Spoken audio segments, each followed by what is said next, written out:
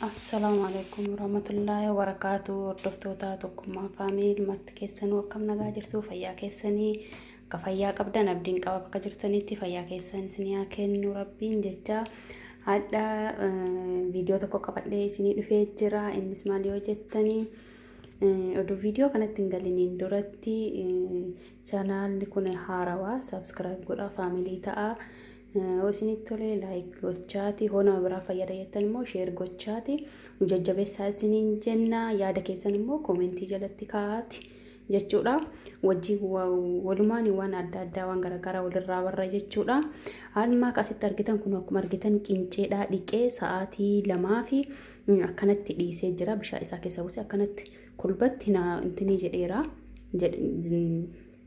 zafazzafameera jechuudha.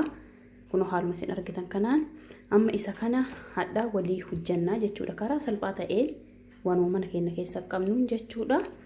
Amma gara hojiitti adeemnu kunooti amma gara hojiitti adeemnu kuno isaa asitti argitan distii kuno zayitiitti buusee jira bicuu sinaa o'u hin eeggadha jechuudha. Qincee dura zayitiidhaan xabbasna jechuudha. Kuno akkuma argitan amma zayitiin naa'ee jira qincee itti buufadhee jira kolbatti waliin gahaadha jechuudha. Kolbatti waliin gahadhee soqidda akkuma barbaadanii ani kuno maankaa shaayii tokko gummaasha waan ta'u jechuudha itti buufadhee kolba waliin ga'ee ibidda jala qannafadhee qadaadee dhiisaa jechuudha. Amma gara hojiitti aanutti deemna. Kunooti amma gara hojiitti aanutti darbinu akkuma isin argitanii asitti xiqil gommanii hin qaba asitti brokoli hin qaba kuno isa kana haala kanaan muree jira. Asitti dinnicha daa akkuma isin argitan haala kanaan muree jira. Asitti illee kaarotii haala kanaan muree jira. Asitti shunkurtii fi qullubbii adii fi zinjibila jechuudha tumee kuno isuma ladda kaadhee jira. Amma gara hojiitti deemna. Amma kuno gara hojii keenyatti deemnu akkanatti maxxashaa ibidda kaadhee jira zayitiitti buusee oo'ee jira. Amma kaarotii fi shunkurtii qullubbii adii kanneen walitti buufna itti buufna. Kuno akkuma isin argitanii itti buufadhee jira waa sadii bakka tokkotti jechuudha. Koddatti waliin haalichaatu waan barbaadeefi amma akkana goone itti qadaadannee dhiifna jechuudha. Hanga inni nu bilchaatutti. Amma kun akkuma isin argitan gara qincee keenyaatti deebinee jira. Qinceen keenya kun akkuma argitan haala kanaan nu bilchaataa jira baay'ee bareedeet jechuudha. Ibidda keessa yooma duraatu dafaa jalaa qannafadhaa akka isin jalaa hin gubanne jechuudha. Kun haaluma kanaan bilchaataa jira baay'ee bareedeet jechuudha. Kun amma akkuma argitan kaaroonni keenyallee akkanatti nu qabatanii jira. Amma itti aansinee kan buufnu jechuudha. Xiqil gommanichaa fi irdii bicuutti buufadha dura. Irdii bicuu takka achiin xiqil gommanichatti buufadha. Kun amma akkuma argitan xiqil gommanichatti buufadhee jira waliin ga'ee isallee daqiiqaa tokkoof itti qadaadee dhiisa. Amma kun haala kanaan xiqil gommanii fi kaarotichis walitti xabbafamee jira. Amma itti aansee kan buusu dinnichaadha. Kun amma haaluma isin argitanii dinnichaallee itti buufadhee jira. Isa lolliidhee akkanumatti itti qadaadee isas eegaa. Amma kun akkuma argitan xabbafamee jira dinnichillee.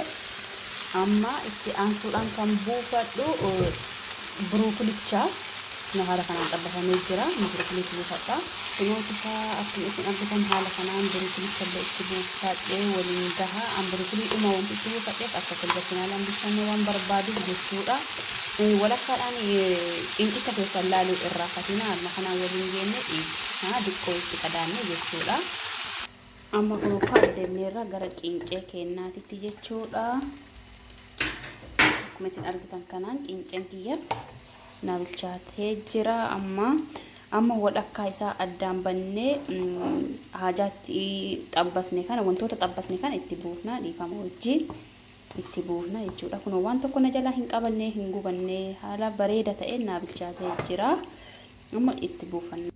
Kun akkuma argitan haala kanaan itti buusee jira. Wanti viidiyoo kanarratti hin galchine yeroo kaarotota kanneen itti soqiddaa fi qimamii itti buufadhu ittiin galchine hanqamanii biraa fayyadamne kunoot black pepper kan jedhamu kana isa kana itti buusee bicuu takka jechuudha waan xinnoo ho'i bakka kanuma waan biraa waadanuu wanti isin barbaachisu jiru kunoo haala kanaan haala salphaa ta'e hojjannee geessinee jirra madhumarra gahaa jirra amma kana waliin geenne itti qadaannee daqiiqa muraasaaf qadaannee dhiifna jechuudha.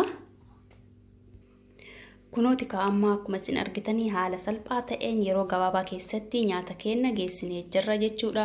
Hoo barbaadan salaaxaallee bira godhachuu dandeettan wantoota biraa waan akka ispeenaatii waan ta'e kanneen biratti hojjetachuu dandeettan jechuudha. Garuu hadhaa karaa gabaabaa ta'een bakka akkanumaan nyaachuu waan barbaanneef akkanaa hojjedhee jira.